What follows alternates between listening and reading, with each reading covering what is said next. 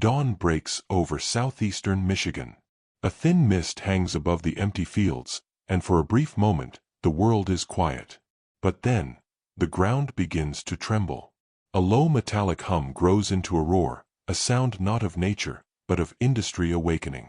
Before the sun fully rises, tens of thousands of workers move toward a single structure.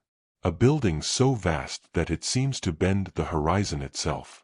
This is Willow Run, the factory that would attempt the impossible, producing one B-24 Liberator bomber every single hour. It was 1941, and the United States had not yet entered the war. But the pressure was already building. Britain was running out of aircraft, Germany dominated the air over Europe, and the idea of a truly global conflict no longer seemed distant, it felt inevitable. Inside the Ford Motor Company, an idea was taking shape. If America was to become the arsenal of democracy, then its machines had to be built like never before. Henry Ford's team believed that aircraft could be manufactured the same way automobiles were, through mass production, standardization, and the relentless rhythm of the assembly line. But the challenge bordered on madness. The B-24 was not a car. It was one of the most complex machines of its time. 4 engines, 100,000 individual parts, miles of wiring, hydraulic systems, fuel lines, and an airframe capable of crossing oceans. Traditional aircraft factories needed tens of thousands of hours to complete just a single unit. Yet Ford engineers insisted it could be done faster. Much faster. And so, in a stretch of farmland near Ypsilanti, they began building what would become the largest factory under a single roof anywhere on Earth. Willow Run wasn't just a factory, it was an industrial experiment. A gamble. A bet on American engineering, on logistics, and on human endurance. By the end of 1941, the scale was staggering. A building, almost a kilometer long. A mile-long assembly line. A workforce destined to exceed 40,000 men and women. And an output goal so extreme that even military officials doubted it. One completed bomber every 60 minutes. But behind the ambition lay fear, the fear that time was running out. In Europe and the Pacific, entire nations were burning. Every month Britain failed to replace its lost bombers. Every day Japan pushed further across the Pacific. If Willow Run failed, the consequences would echo far beyond Michigan. For now, the machines begin to warm. Metal starts to move. And the dream of industrializing the sky is about to face its first real test. By late 1941, the framing of Willow Run rose from the ground like the skeleton of some steel giant. But behind the steel and concrete lay a question whispered in every office, every workshop, every briefing room. Can this really work? Ford engineers insisted it could. They believed that if a car could roll off an assembly line every 90 seconds, then a bomber, though infinitely more complex, could still be broken into pieces, streamlined, standardized, and built with the same relentless rhythm. The key idea was radical: turn aircraft manufacturing into a predictable, repeatable flow. The first step required redesigning the workflow itself. Traditional aircraft plants built planes in one spot, parked on a shop floor, surrounded by machinists, electricians, riveters, inspectors. At Willow Run, Ford flipped the concept. The plane would move, not the workers. It would glide forward through multiple stations, each handling a specific slice of the assembly. It was a leap from craftsmanship to choreography. But the B-24 Liberator refused to cooperate. Its wing structure was delicate, its fuselage complex, and the sheer volume of parts created bottlenecks everywhere. Ford's team struggled to translate the beauty of an aircraft into the brutal logic of mass production. Inside the design rooms, arguments became routine. Engineers who had spent their lives building cars clashed with specialists from Consolidated Aircraft, the original creators of the B-24. Car people wanted simplification. Aircraft people wanted precision. Both sides believed the other was missing the point. And above them all, Henry Ford watched, silent, determined, aging but still radiating the confidence that had once changed the world. He believed Willow Run could be his final masterpiece. But even Ford underestimated the scale of what he was trying to build. The logistics alone were staggering. raw aluminum from Pittsburgh, engines from Pratt and Whitney, machine guns from multiple suppliers, oxygen systems, bomb racks, radios, wiring looms, all arriving from different corners of the country. And all of it had to meet at precisely the right moment on a mile-long moving line. To manage the chaos, Ford implemented a system decades ahead of its time, a centralized materials flow room. Charts, color-coded markers, huge boards tracking the movement of parts hour by hour. Every shortage triggered alarms. Every surplus was questioned. Every delay rippled through the entire line. Outside, the farmland around Willow Run was disappearing under parking lots, rail yards, and barracks. Tens of thousands of workers, many of them untrained, many of them women entering industry for the first time, arrived with determination, curiosity, and fear. They came from Detroit, from Ohio, from small towns across the Midwest. Some slept in cars until barracks were completed. Some brought families who lived in hastily built housing villages. The factory wasn't just massive. It was alive, growing, consuming labor, metal, energy, and time. But as 1942 began, a new anxiety spread across the management offices. The assembly line existed. The workforce existed. The vision existed. But the factory wasn't producing bombers anywhere near the promised rate. Some officials whispered a word no one dared say publicly. Failure. And the pressure would intensify the moment America entered the war. December 7, 1941. The news hit Willow Run like a shockwave. Across the factory floor, radios crackled with the same message: Pearl Harbor has been attacked. Within hours, the United States was at war, and the quiet doubts that had lingered in the background suddenly became urgent, unavoidable demands. Ford's experiment was no longer just ambitious. It was essential. Military officers descended on Willow Run, notebooks in hand, demanding timelines, production charts, delivery dates. But the truth behind the scenes was far more fragile than the public rhetoric suggested. The factory was enormous, yes, revolutionary in concept, but in practice, it was still a maze of untested systems, incomplete workflows, and inexperienced workers learning on the fly. Early attempts at production were painfully slow. A bomber that theoretically should have taken days stretched into weeks. Sections didn't fit properly. Subassemblies arrived late. Wings failed inspections. And entire fuselages had to be disassembled because the left and right halves would not align. On the shop floor, supervisors whispered the same warning. If we can't fix this, the whole line collapses. One of the biggest problems was the sheer size of the building. Workers often walked half a mile just to fetch a part. Communication was slow. Coordination between teams felt impossible. And winter winds blowing across the vast interior, before the heating systems were fully operational, created pockets of freezing cold that made fine work nearly impossible. Outside, the world around Willow Run transformed even faster than the factory itself. Traffic clogged the roads every morning as thousands poured in from Detroit and the surrounding towns.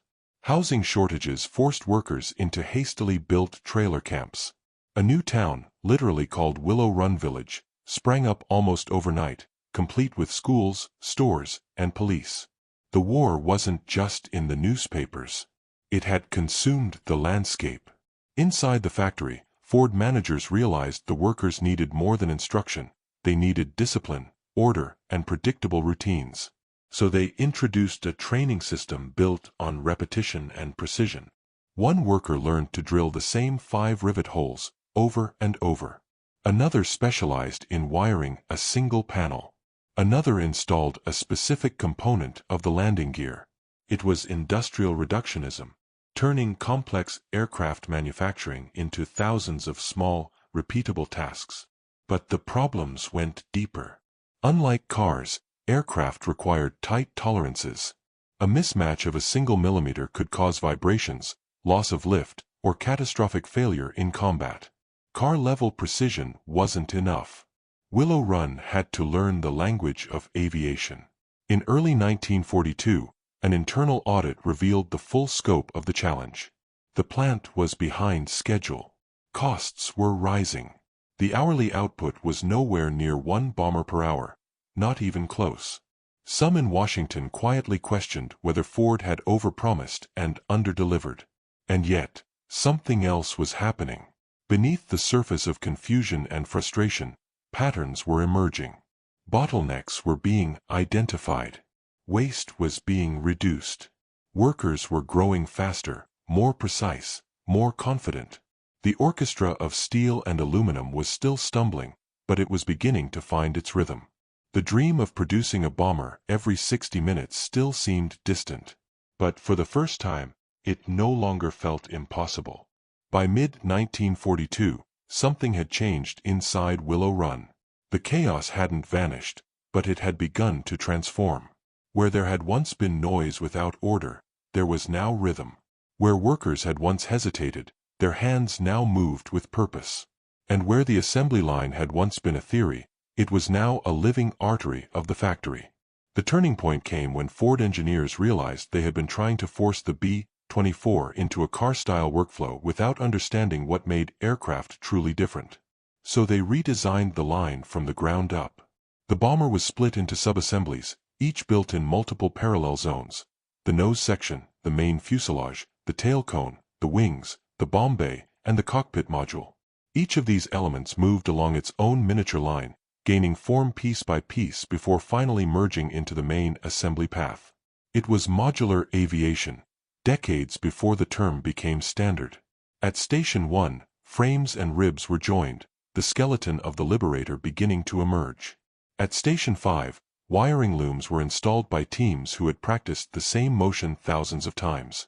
At Station 12, wings met fuselage in a process that had once taken days but now took hours.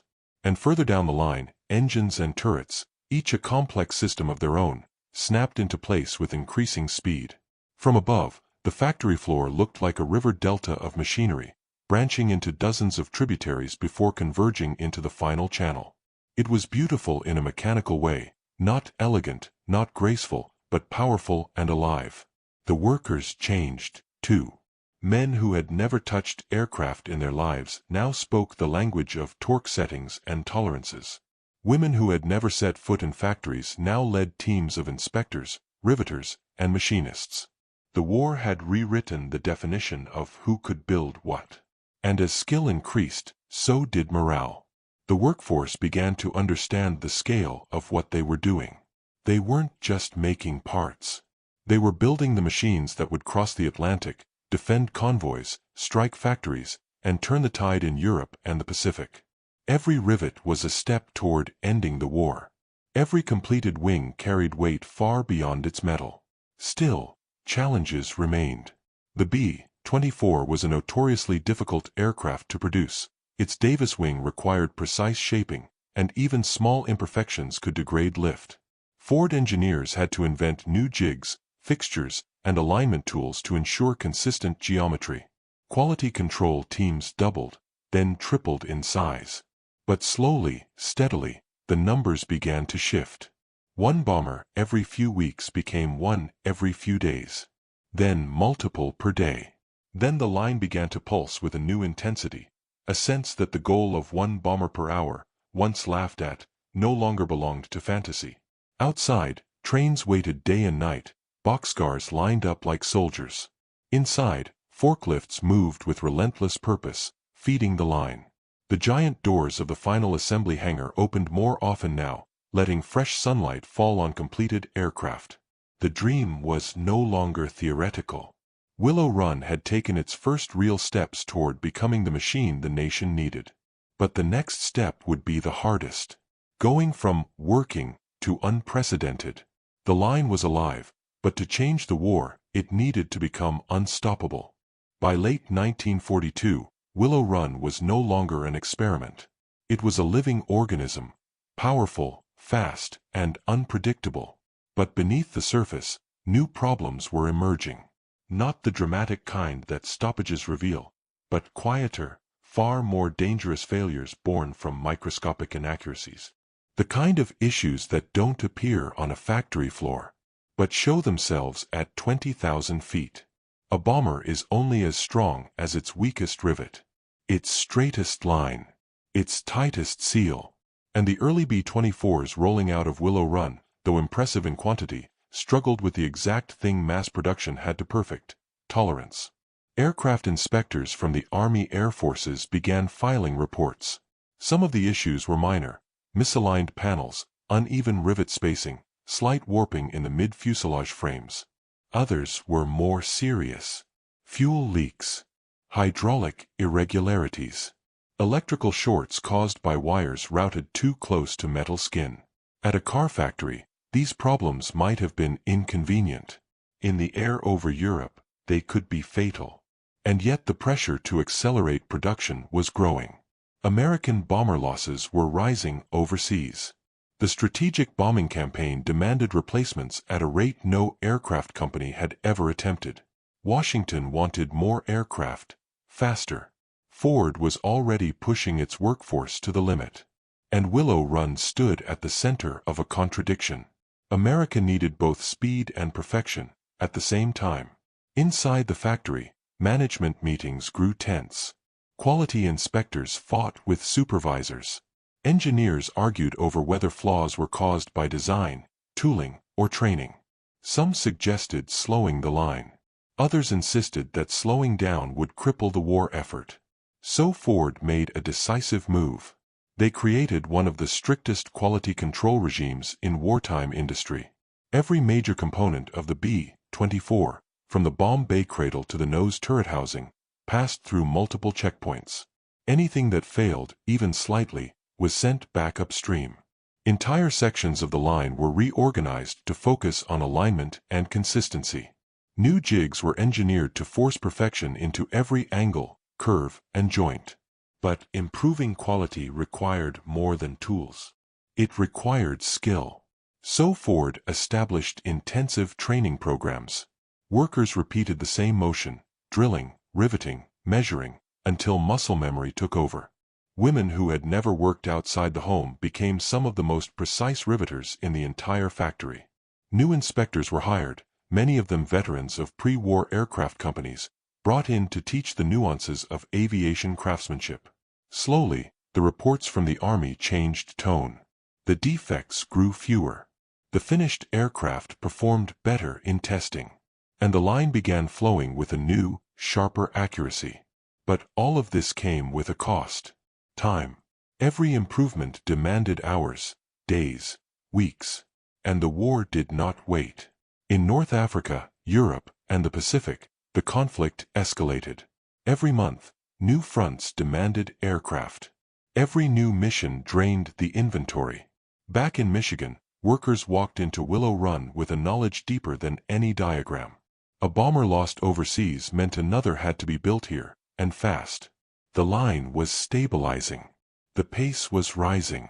And the impossible goal, 1 bomber per hour, was beginning to seem less like a dream, and more like a finish line approaching on the horizon. By early 1943, Willow Run stood at a crossroads. The line was moving, the workers were trained, and the aircraft were passing inspection, but the pace was not enough. America needed bombers faster than ever, and Ford's grand promise of 1 B-24 per hour still hung in the air like an unanswered challenge. That was when a quiet, methodical engineer stepped into the spotlight: Charles E. Sorensen, known simply as Cast Iron Charlie. Sorensen was not a showman. He was not a visionary like Henry Ford, nor a charismatic leader. He was something else entirely: the man who understood flow, the architect of Ford's most efficient car assembly lines. He had spent his life turning chaos into rhythm, and rhythm into output. And at Willow Run, he saw exactly what was wrong. The assembly line worked, but it did not flow. Parts arrived late. Workers waited for instructions.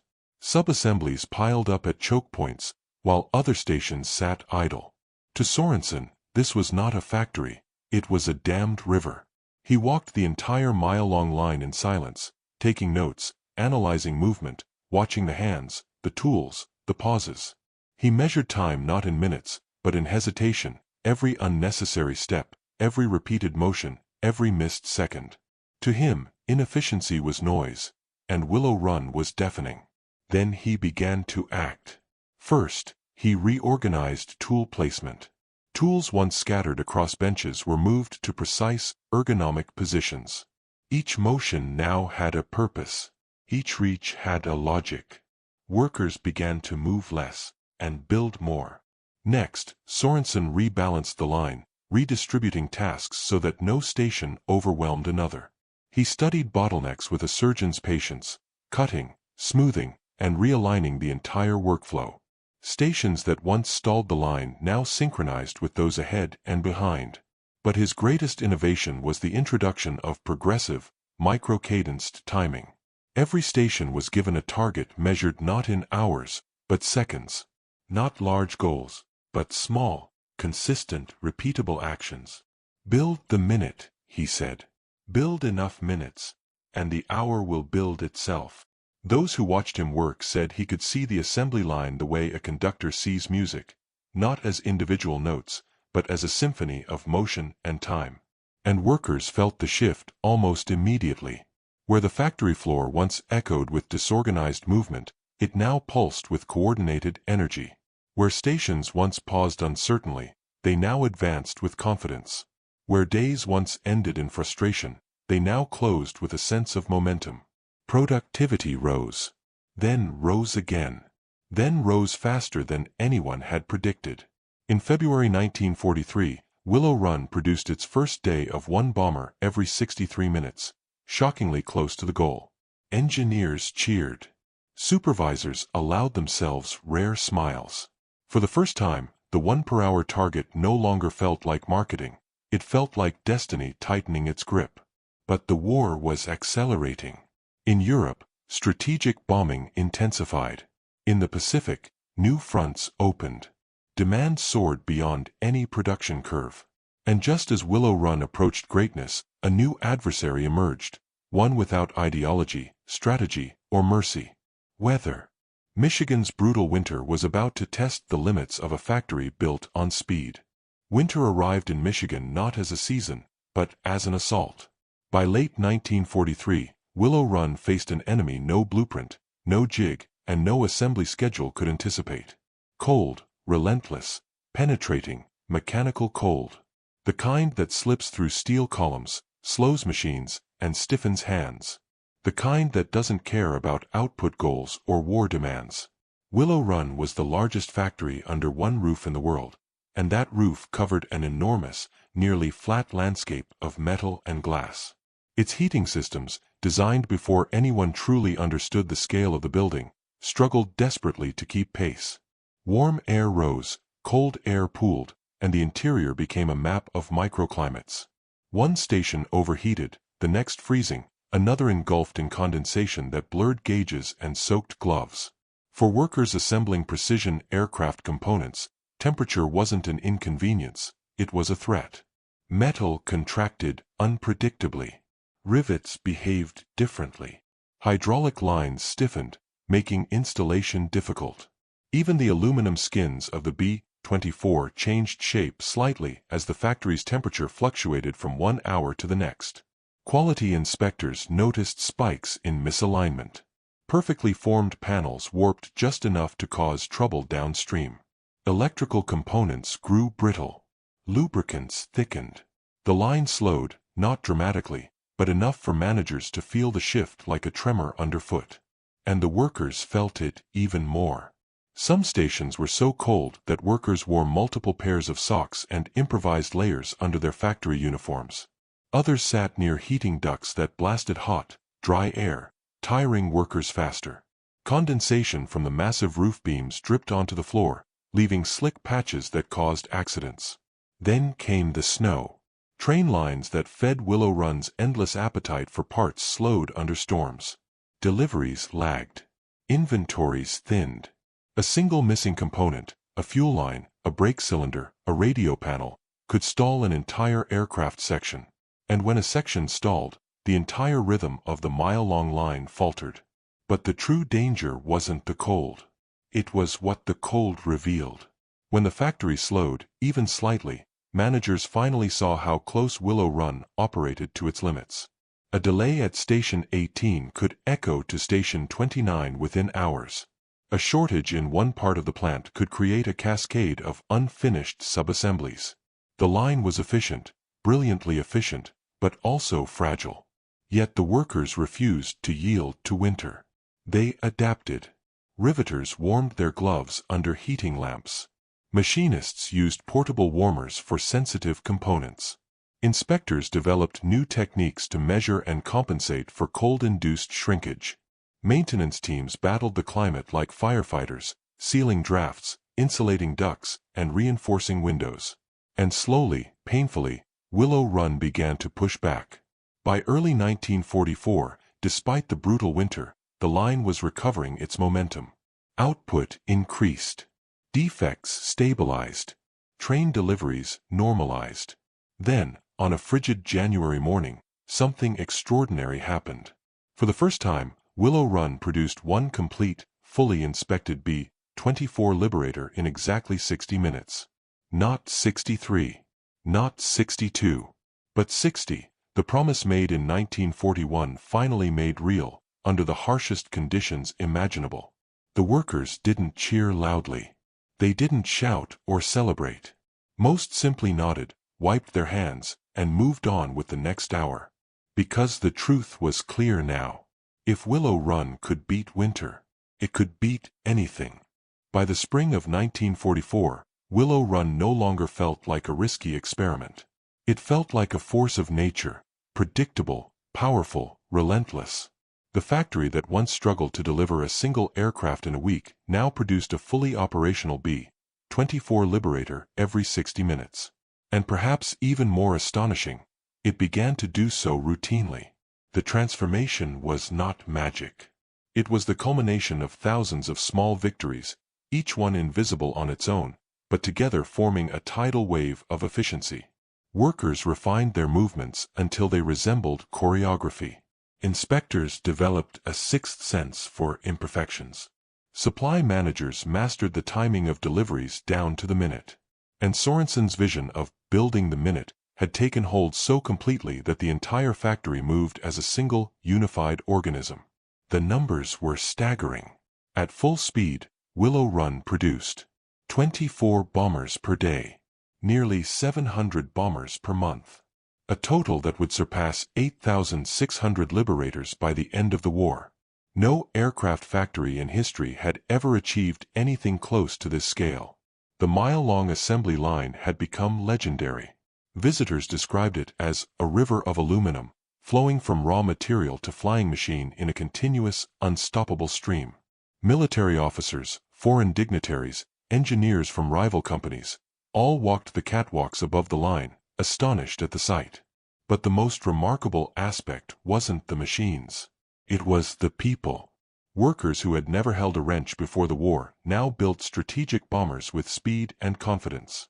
Teams formed friendships and rivalries. Switchboard operators, inspectors, riveters, tool setters, all became part of something larger than any individual role. More than 40,000 people contributed to the pulse that drove Willow Run forward. Every hour, the process repeated. The giant final assembly doors opened.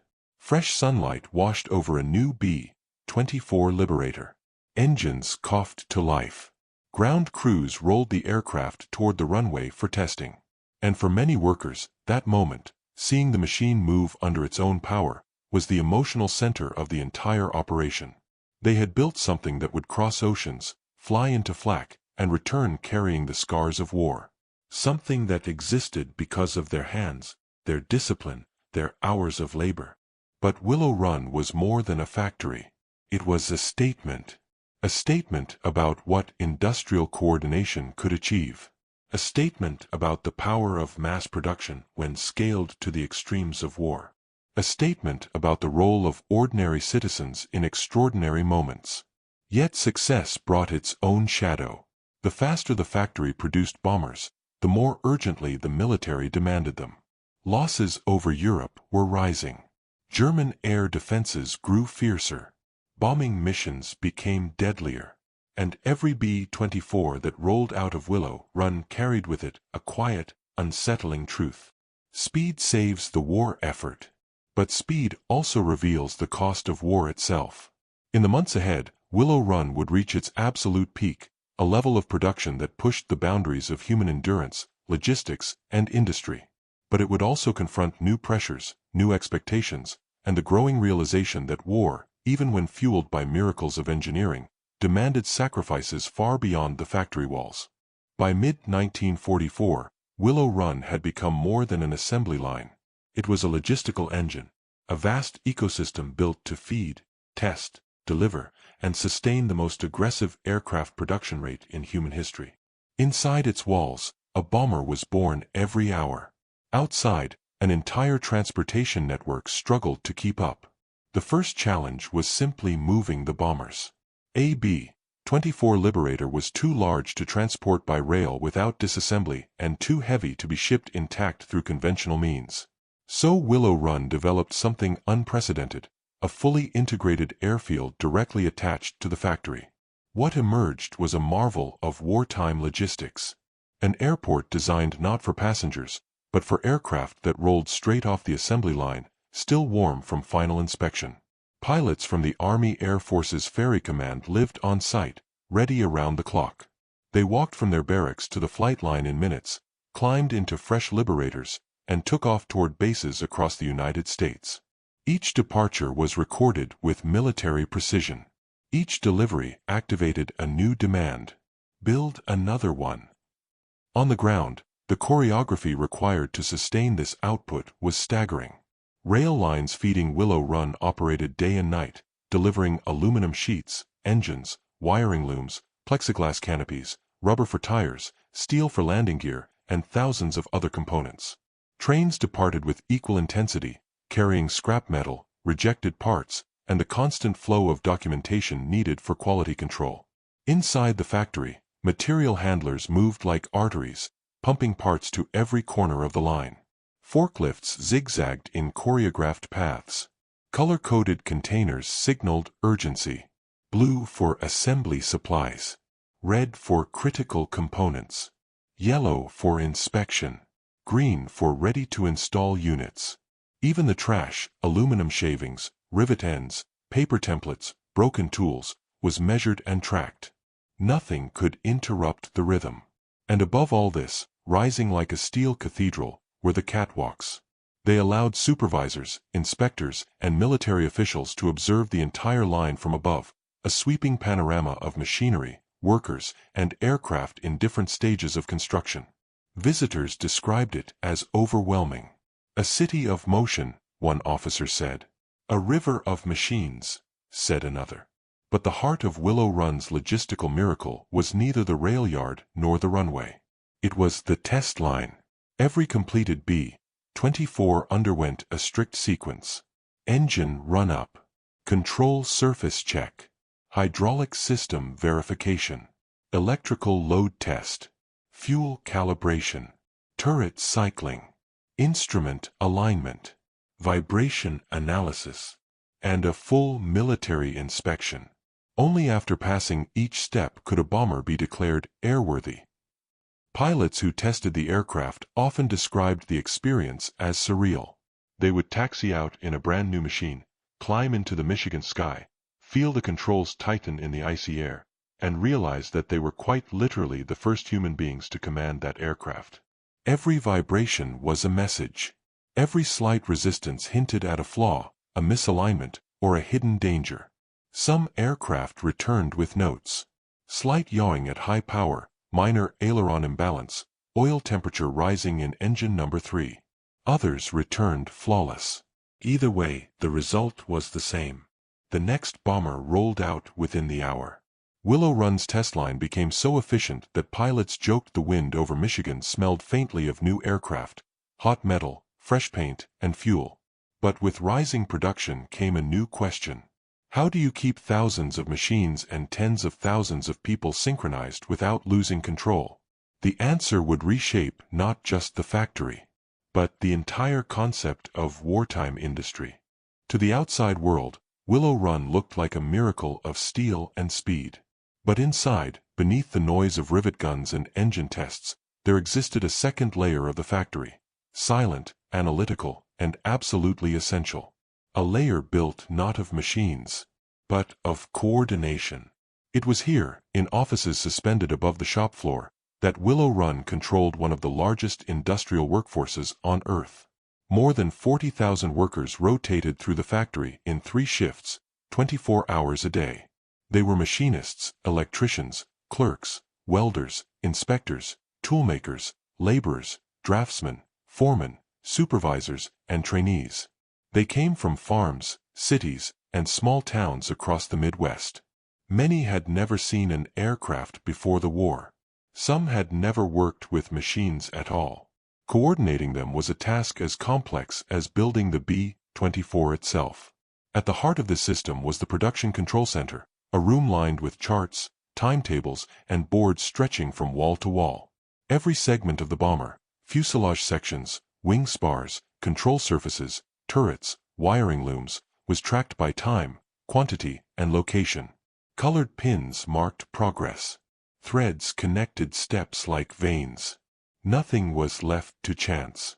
When a single station fell behind, alarms went off. When a part ran low, procurement officers were notified instantly. When a defect appeared, inspectors traced its origin through the entire line. It was industrial command and control, the nervous system of Willow Run. But efficient coordination alone wasn't enough. The demand for labor grew faster than the supply. So the factory developed a massive training apparatus. Inside former storage areas, Ford created miniature classrooms where workers practiced drilling, riveting, wiring, and reading blueprints. Instructors repeated the same lessons dozens of times a day. Some workers trained for a full month before touching a real aircraft component. This training pipeline became its own machine, constantly feeding the line with skilled labor. Women played an increasingly crucial role. As men were drafted, women filled positions traditionally closed to them: turret assembly, engine preparation, instrument panel wiring. They learned fast. They adapted even faster. And their precision often outperformed the expectations of pre-war engineers. But managing such a workforce required more than skill. It required discipline. Absenteeism became a major threat. Fatigue was constant. The 3-shift system disrupted sleep patterns and family life. To keep morale high, Willow Run established cafeterias, clinics, transportation networks, and social services, effectively creating a self-contained industrial city. Still, the pressures were immense. Workers who slowed the line were reassigned or retrained. Supervisors were judged by their station's minute-by-minute performance. And the factory floor operated under a simple, unforgiving rule: the line does not stop. Management enforced this rule with near-military precision. Meetings were timed. Breaks were timed. Even certain maintenance operations were designed to happen while the line continued moving. From the perspective of workers, Willow Run could feel overwhelming, a place where time ruled everything, where steel never slept, where the pace of war echoed in every corner. But despite the pressure, the system worked. Output rose. Efficiency increased. The workforce, vast and diverse, synchronized into a single engine of production. And as the human side of Willow Run reached its peak, a new challenge emerged, not inside the factory, but across the battlefield. Bombing strategies were changing. Air demands were shifting. And the war itself was evolving faster than factories could adapt. The question was no longer whether Willow Run could produce bombers. The question was, could it keep up with a war that refused to stand still? By late 1944, the war had entered a new phase. Germany was bleeding under the weight of constant bombing. Japan was losing territory across the Pacific. But the cost of air superiority was higher than anyone had predicted, and the demands placed on Willow Run shifted with every new development on the front. The strategic bombing campaign over Europe intensified dramatically. Hundreds of B-24s and B-17s crossed German airspace weekly, meeting flak, fighters, freezing temperatures, and the brutal mathematics of attrition. A single mission could claim dozens of aircraft. Entire squadrons returned home with gaps in formation, holes in the sky where bombers had been. Commanders sent urgent messages back to Washington. Losses are unsustainable. Replacement aircraft required immediately. The pace of combat exceeds current production. And as always, the pressure fell on the factories that supplied the war, none more central than Willow Run. The success of the B-24 created its own burden. Because the Liberator served in almost every theater, Europe, the Mediterranean, the Pacific, the China-Burma-India route, replacements were needed everywhere at once. Willow Run had achieved the impossible, 1 bomber per hour. But now, military planners wanted more. They wanted variations. They wanted modifications. They wanted specialized submodels adapted to the evolving needs of combat. These changes complicated everything. The most significant shift came with the introduction of the B-24J and later the B-24L and B-24M, updated models with new electronics, turret placements, weight reductions, and visibility improvements. With each change, assembly documents had to be rewritten. Jigs had to be adjusted. Workers had to be retrained. And suppliers had to retool their own processes. A factory built for standardization was now expected to deliver customization at high speed. In some corners of Willow Run, frustration grew. Engineers feared that constant updates would destabilize the line. Supervisors warned that even small changes could ripple through the assembly flow. Workers felt the strain of adapting to new instructions. Yet the war left no room for hesitation. So Willow Run adapted again. They created dedicated modification zones along the line where new features could be added without slowing downstream stations. They expanded the engineering office to process design changes faster. And they developed rapid training stations where workers learned updated procedures in hours, not days. This flexibility became one of Willow Run's hidden strengths. The factory could now build multiple variants of the B-24 simultaneously, something pre-war engineers believed nearly impossible for a mass production plant. But as the factory evolved, another shadow crept over the horizon. The enemy that once seemed overwhelmed was adapting. German jet fighters appeared in the skies. Flak batteries became deadlier. And submarine warfare in the Pacific shifted supply routes. Even as Willow Run reached its peak, the world grew more dangerous. Production met the numbers. But the war kept changing the questions. And soon, a new question would emerge, not from the battlefield, but from history itself. How long could Willow Run continue running at full speed before the war outran the need for it? Early 1945. Inside Willow Run, the atmosphere felt different, sharper, faster, almost electric. This was not the confident rise of 1943, nor the hard-won stability of 1944. This was something else. The moment when a machine built for war reached its maximum potential. A level of industrial intensity so high it seemed unsustainable. Output numbers climbed beyond every previous record. During peak weeks, Willow Run produced bombers faster than ferry pilots could fly them away. 1 B-24 every hour. Then every 55 minutes. Then, during extraordinary upswings, as fast as every 48 minutes. The line was no longer simply efficient, it was aggressive. Workers moved with the certainty of veterans. Hands that once hesitated now executed thousands of motions without conscious thought. Teams developed their own rhythms, their own rituals, their own silent communication. Some shifts worked with music playing faintly from portable radios, a quiet attempt to humanize the relentless pace. Supervisors pushed, but not blindly. They knew the line's personality now, where it resisted, where it flowed, where it demanded precision or tolerated speed. And Sorensen's philosophy, build the minute, had become a mantra. The factory felt alive. Forklifts buzzed between stations like insects in a metal hive. Crates thumped onto conveyors. Sparks cascaded from welding torches. The tapping rhythm of rivet guns echoed in waves that rolled down the mile-long floor.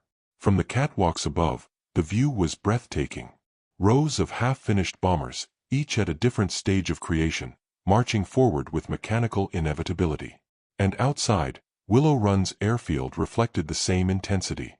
Pilots queued for departure.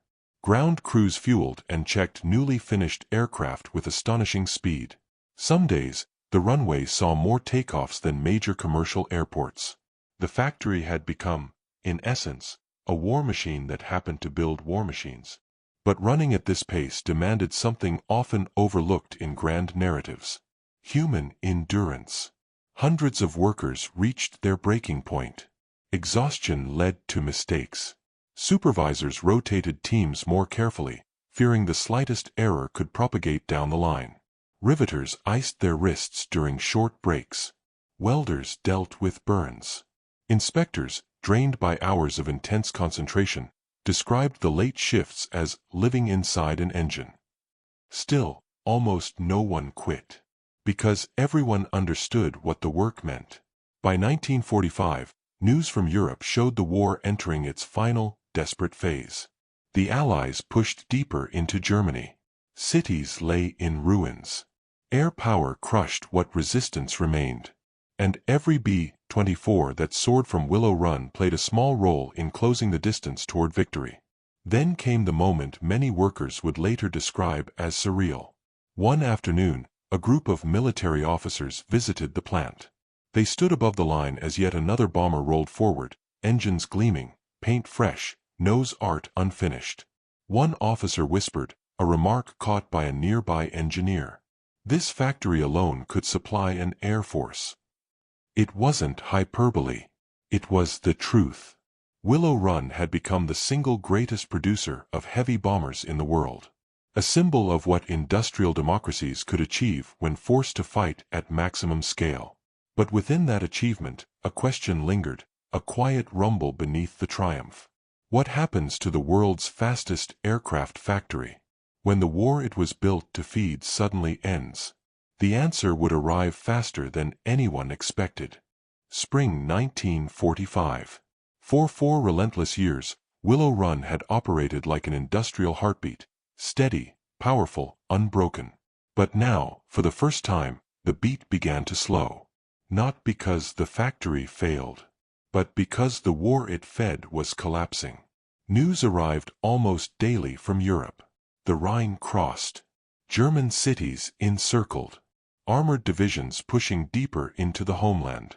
The Luftwaffe reduced to fragments, its jet fighters too few and too late to influence the outcome.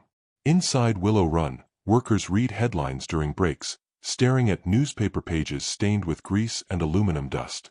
The victories overseas felt distant, unreal, but the implications were unmistakable. As the need for bombers declined, military planners sent new instructions. Reduce certain subvariants.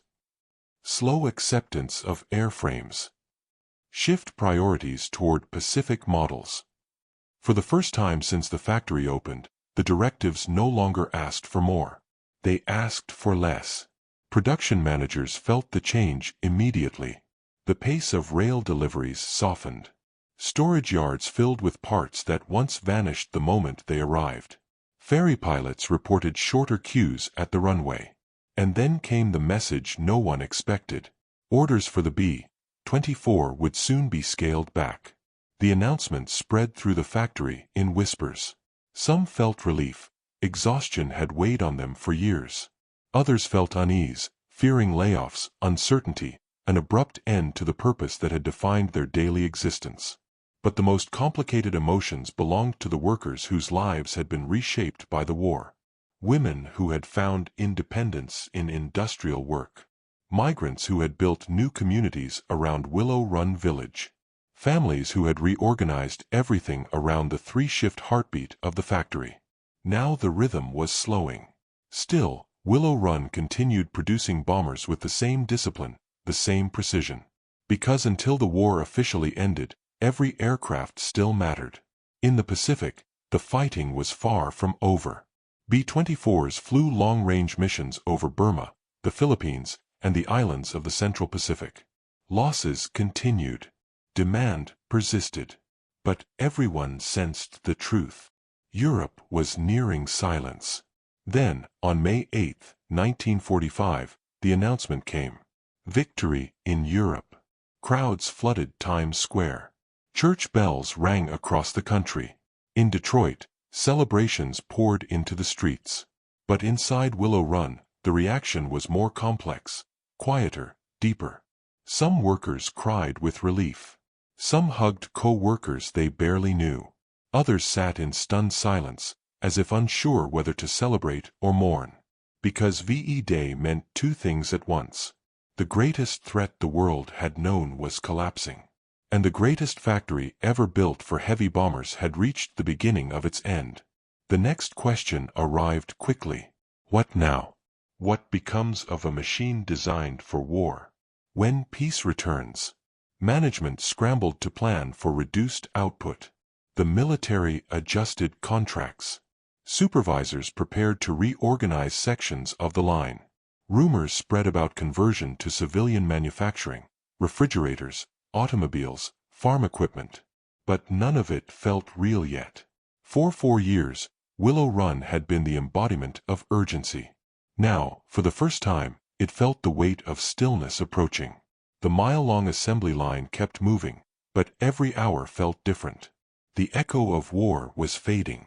And a factory built to meet impossible demands now faced a quiet challenge it was never designed for. Stopping. Summer 1945. 4 years, Willow Run had existed in a state of controlled frenzy, a place where movement never stopped, where steel never cooled, where each hour delivered another machine into the sky. But as the European War ended and the Pacific Campaign accelerated toward its own conclusion, an uneasy quiet began to creep through the factory. The giant was still alive, but it was breathing slower. Military orders shifted again. As the Allies captured island after island in the Pacific, strategic planners moved their focus to aircraft with longer range, greater payloads, and different mission profiles. The B-24 Liberator remained useful, but it was no longer the centerpiece of the coming strategy. The B-29 Superfortress had taken that role. For Willow Run, this was a turning point. The line continued running, but at a reduced pulse. Where supervisors once shouted instructions above the noise of machinery, conversations now echoed in spaces that had never been quiet. Storage racks held more parts than ever before. Workers noticed the change long before management announced it. The inevitable came in a single, precise directive. Production of the B-24 would wind down. The words hit the factory floor with stunning weight. Not because they were surprising, everyone knew the end was approaching, but because they symbolized something larger. The end of war production. The end of the pressure that had defined every hour. The end of a collective identity. Some workers felt relief. Others felt hollow. Many had joined Willow Run with the belief that their labor mattered, that every rivet held a life, every panel carried responsibility, every hour counted. Now, for the first time, they could look toward peace. But peace carried uncertainty. The transition was delicate. Supervisors closed sections of the line one by one. Tool stations were shut down, cleaned, and tagged for storage. Aisles that once buzzed with forklifts grew still. Entire work zones fell silent, their machines covered with tarps like sleeping giants. But even as parts of the factory slowed, others pressed forward. The Pacific War remained fierce and unforgiving. Missions over the Philippines, Borneo, and Okinawa demanded long-range aircraft capable of punishing endurance. For those operations, the B-24 was still essential, and Willow Run continued producing them with the same precision, the same discipline, the same relentless commitment that had defined the peak years. Yet the future loomed. Workers talked in break rooms. Would Willow Run shut down entirely? Would Ford repurpose the plant? Would jobs survive? No one knew. Management offered optimism, civilian production, new industries, peacetime possibilities, but no one could ignore the truth. Willow Run was built for war. Its scale, its rhythm, its systems, its training, all crafted for a conflict fading by the day. Then, in August 1945, the world changed again. News of Hiroshima. News of Nagasaki. And then, the final blow. Japan surrendered. The war was over. The celebrations across America were explosive. But inside Willow Run, the reaction was different, a mixture of joy, grief, disbelief, and quiet reflection. Workers had given years of their lives to a machine built for necessity. Now the need was gone. The line slowed, then slowed further, then paused for hours at a time. A factory that once felt infinite now felt mortal. And in that slowing heartbeat, one question rose above all others. What happens to the world's fastest bomber factory when the world no longer needs bombers? The answer was coming, and it would reshape the identity of Willow Run forever. Autumn 1945. For the first time since its creation, Willow Run stood on the edge of silence. The news of Japan's surrender had ended the war with a finality that seemed almost unreal. But for the workers of Willow Run, the end of global conflict was also the end of a purpose that had defined their daily existence. The mile-long assembly line, once a living artery, now carried its final aircraft. The last batches of B-24s rolled forward through stations that felt half-empty. Some workers found themselves assigned to tasks that existed only on paper. Others simply watched the line slow around them, their tools still warm in their hands. The factory had been built to demand everything: time, strength, precision, endurance. Now it demanded something unfamiliar: letting go. Management announced that production would cease entirely after the final run of Liberators. Not a slowdown. Not a temporary pause. A complete halt. The news traveled through the plant with a strange quietness. There were no protests, no arguments. Just the deep, collective understanding that history had turned a page. And so, Willow Run prepared for the moment no one had been trained for. The end of the line. The final Liberator, a clean, polished aircraft with a freshly painted tail number, entered the last stations of assembly with a kind of reverence. Workers approached it differently. Some touched the aluminum skin gently, as if acknowledging the thousands of machines that came before it. Others posed for photographs beside it, smiling through exhaustion. A few stood back, unsure how to feel. Inspectors performed their checklists slowly, carefully, almost ceremonially. Ground crews fueled the aircraft with an unusual silence. And flight officers from the ferry command waited outside, aware that they would be flying the last of something extraordinary. Finally, the hangar doors opened. Sunlight washed over the aircraft, reflecting off its wings with a brightness that seemed symbolic. The same light that had greeted every B-24 before it, but now carrying the weight of an ending. Engines roared to life. The sound echoed across the emptying tarmac, bouncing between buildings that had once pulsed with the energy of war. Workers climbed onto rooftops, stood on crates, leaned against railings, all to watch the last departure. The bomber taxied slowly, paused at the runway threshold, and then accelerated into the sky, lifting off with perfect geometry, climbing into the blue until it became a silver speck, and then vanished entirely. Some workers cheered.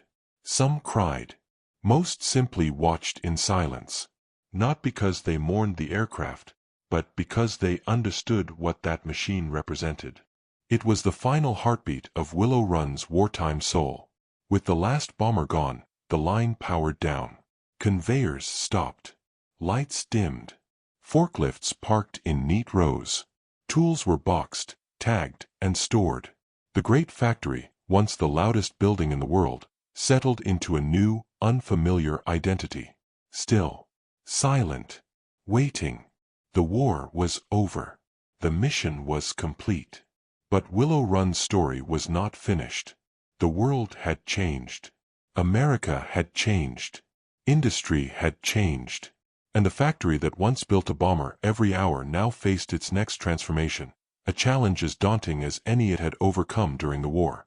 What does a giant built for conflict become when peace demands something entirely different? Late 1945. The war was over, the last Liberator had taken flight, and Willow Run, once the beating heart of American air power, now stood at a crossroads it had never been built to navigate. The giant that supplied bombers to the world now faced a question larger than any blueprint.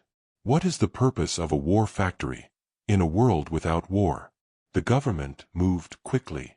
Contracts were revised. Purchase orders canceled. Entire production schedules dissolved overnight. With peace came paperwork, mountains of it, each page a reminder that the era of total war had ended. Ford Motor Company faced a dilemma. Willow Run had been constructed at enormous cost and unprecedented speed. Its scale was unmatched, but its design was tightly bound to one product, the B-24 Liberator. The question now was whether a factory built for aircraft could be reshaped into something useful for peacetime. Ford tried. Engineers proposed converting sections of the plant into automobile assembly lines. Administrators drafted plans for refrigerator production, tractor manufacturing, even laundry machines. The optimism was real, but the reality was far more complicated. Willow Run was too big, too specialized, too optimized for a single wartime purpose.